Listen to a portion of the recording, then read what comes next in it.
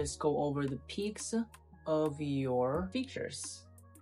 I sometimes like to diffuse it with a powder brush. I've been using this for quite some time now, and it's multi-purpose. You guys know this color for eyeliner, right? They're expensive. What I like to do is just pick up this white color, use a pointed detail brush, put that on the waterline of my eyes.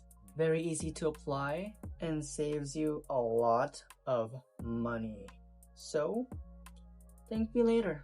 For a more pop look, you can add that under the inner eyeliner that you did on your eyes. Let me just throw on my outfit and do my hair, completing my Daphne look.